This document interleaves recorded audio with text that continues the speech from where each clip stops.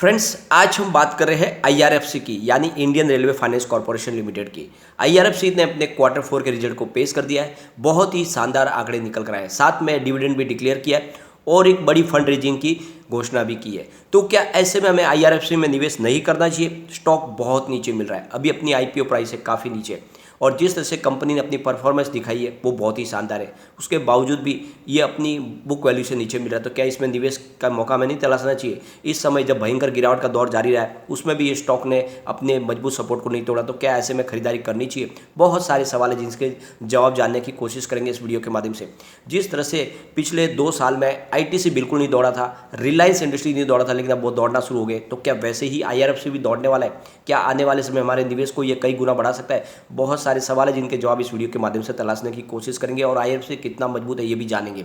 लेकिन फ्रेंड, उससे पहले अगर आप पहली बार हमारे चैनल पे आए तो चैनल को सब्सक्राइब कर दीजिए, एक बेल आइकॉन दबा दीजिए ताकि जब भी नया वीडियो बने पहला नोटिफिकेशन आपको मिले। वीडियो पसंद आए तो लाइक शेयर जरूर कीजिए। चलो फ्रेंड्स, वीडियो स्टार्ट करते हैं। मैं हूँ आपका दोस्त एस बी दवे, और हमारे अपने चैनल ऑनलाइन कमाई में आपका बहुत बहुत स्वागत है। आईआरएफसी की अगर बात करें तो अभी बाजार शुरू है, करीब 1:30-2 बजे का टाइम है। स्टॉक आज ओपन हुआ 21.70 पर, लो 21.45 का और हाई है 21.75 का। फिलहाल स्टॉक 21.50 पर है, जहां पे कल की ही क्लोजिंग पर है। तो अब आप देखोगे कि बाजार में अप डाउन बहुत हमने देखी, उसके बावजूद भी स्टॉक यहाँ पे आपको नीचे ही ट्रेड करता हुआ दिखाई देगा, जबकि इन्होंने रिजल्ट बहुत ही बेहतरीन पेश किया है।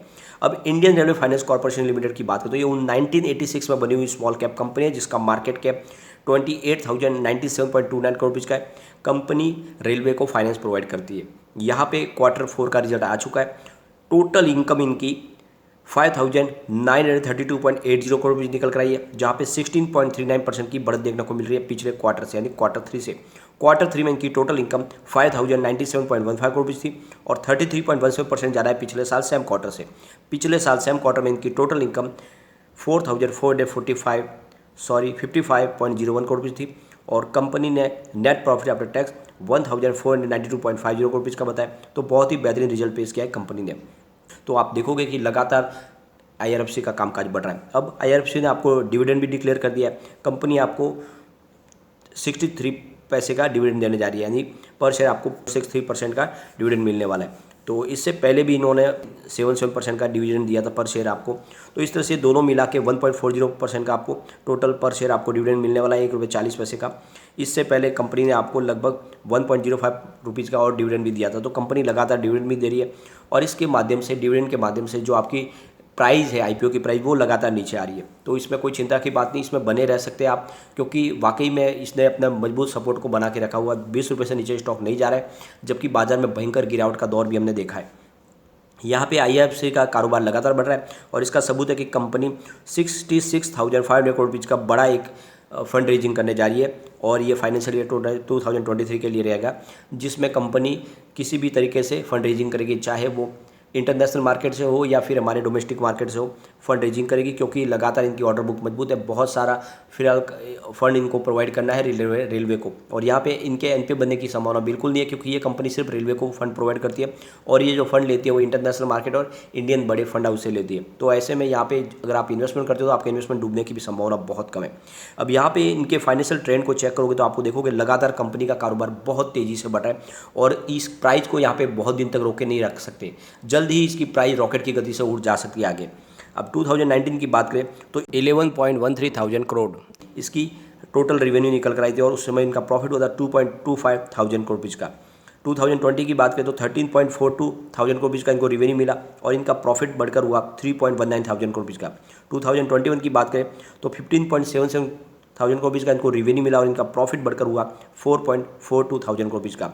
और 2022 में रेवेन्यू बढ़कर 20.30 थाउजेंड करोड़ रुपये तक पहुँच गया, और प्रॉफिट बढ़कर 6.09 थाउजेंड करोड़ रुपये तक पहुँच गया।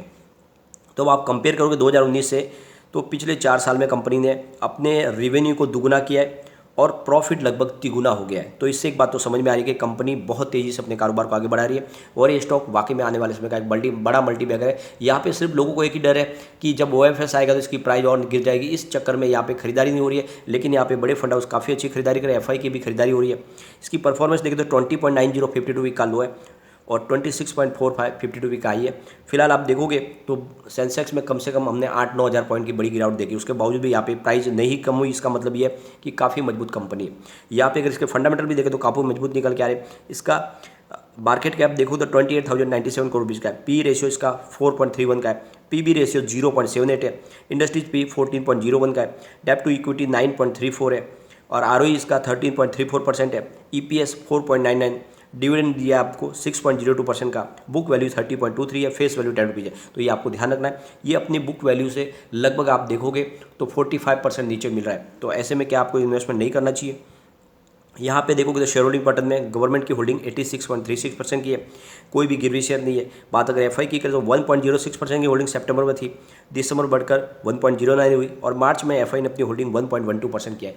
जबकि आपने देखा होगा पिछले 6 महीने एफआई अपनी होल्डिंग लगातार ट्रिम कर रही है बहुत सारी शेयर कंपनियों से, लेकिन उसके बावजूद भी अगर आईआरएफसी में एफआई की होल्डिंग बढ़ रही है तो समझ लो कि ये स्टॉक वाकई में आने वाले समय बहुत तेज़ी से दौड़ने वाला है। बात अगर डीआई की करें तो 3.19% की होल्डिंग सितंबर में थी, दिसंबर बढ़ा के 3.20 किया, फिलहाल 3.18% की होल्डिंग है। तो यह एफआई की मामूली सी होल्डिंग कम हुई है। म्यूचुअल फंड की बात करें तो 2.08% की होल्डिंग सितंबर में थी, 2.04 हुई दिसंबर में, फिलहाल 2.02% की होल्डिंग है। तो थोड़ी सी म्यूचुअल फंड की भी होल्डिंग घटी है। बात अदर्स की करें तो 9.39% की होल्डिंग सितंबर में थी, 9.35 हुई दिसंबर में और 9.34 हुई सितंबर मार्च क्वार्टर में। तो यहाँ पे आप देखोगे तो जनरल पब्लिक की होल्डिंग कम हुई है। इसका मतलब यह है कि इस स्टॉक में निवेश किया जा सकता है। आप देखोगे तो इसका जो आरओई है वो एफडी से शानदार है। एंट्री पॉइंट अच्छा बन रहा है क्योंकि स्टॉक ओवरबॉट जोन में नहीं है और कोई भी इसके ऊपर रेड फ्लैग नहीं है, एएसएम जीएसएम की किसी लिस्ट में शामिल नहीं है। साथ में 100% एनालिस्ट की राय निकल के आ रही है कि इसमें आपको निवेश करना चाहिए। यहाँ पे कम्युनिटी सेंटीमेंट भी स्टॉक के साथ बना हुआ है। फिलहाल 64% बाय की कॉल है, 14% सेल की कॉल है, 22% होल्ड की कॉल है। एक बार इसके पिवट लेवल को चेक कर लेते हैं तो यहाँ से और गिरावट होती है तो 21.55 का फर्स्ट सपोर्ट है, ये सपोर्ट टूटा तो 20.80 तक जाएगा स्टॉक और तीसरा सपोर्ट इसका 20.25 का। तो पहला सपोर्ट तो फिलहाल टूटा है, लेकिन अभी फिलहाल दूसरे दो सपोर्ट है वो भी 20 के ऊपर है। तो गिरावट में 20 के नीचे जाने की अभी भी कोई संभावना नहीं है, लेकिन अगर पॉजिटिव माहौल बनेगा तो 22.85 का फर्स्ट रेजिस्टेंस है, इसको ब्रेक किया तो फिर 23.40 तक स्टॉक जाएगा और वहाँ तक पहुँच गया तो फिर 24.15 तक भी जा सकता है। यहाँ पे गवर्नमेंट की तरफ से एक अनाउंसमेंट की देरी है। अगर गवर्नमेंट कोई शानदार अनाउंसमेंट कर दे तो ये स्टॉक तो रॉकेट की गति से दौड़ेगा ही दौड़ेगा। जिस तरह से माहौल बनाया जाता है, आईआरसीटी से आपने देखा होगा काफ़ी समय तक नीचे था, लेकिन जब दौड़ने लगा तो एक स्प्लिट की न्यूज़ के ऊपर वो रॉकेट की गति से दौड़ा और उसके निवेश में कई गुना लोगों को शानदार रिटर्न मिला। वैसे ही आईआरएफसी में जल्दी ही तेजी बन सकती है, इसमें आप निवेश करके रखें। आने वाले 5 साल में ये स्टॉक मुझे लगता है कि आराम से आपको 500 का टारगेट दिखा सकता है। तो ये मौका है, सब खरीदारी करें। ये आप देखोगे पिछले 1 साल से जब से आईपीओ आया इसमें कोई बड़ा लॉस लोगों को हुआ नहीं है, क्योंकि फिलहाल ये 1 ईयर के हिसाब से 7.92% गिरा है, 3 मंथ के हिसाब से 2.27% गिरा और 1 मंथ के हिसाब से 4.02% गिरा है। तो पिछले 1 साल में आप देखोगे तो 7-8% से नीचे की कोई गिरावट नहीं, जबकि इस भयंकर गिरावट के दौर में बाजार में बहुत सारे स्टॉक हैं जिसमें लार्ज कैप के स्टॉक में भी 20% लेकर 30% की गिरावट होती है। तो ऐसे में आप देखोगे तो आपका निवेश यहाँ पे सुरक्षित है। तो ऐसे स्टॉक आप हमेशा निवेश करना चाहिए जहाँ पे आपका निवेश सुरक्षित रहे। ये मैंने आपको लगातार बोला कि आईटीसी में आपको निवेश करना चाहिए, रिलायंस इंडस्ट्रीज में करना चाहिए, आईआरएफसी ये स्टॉक मैंने आपको सजेस्ट किए, देखो तो उसमें 2 तो दौड़ चुके हैं, ये भी जल्दी दौड़ेगा।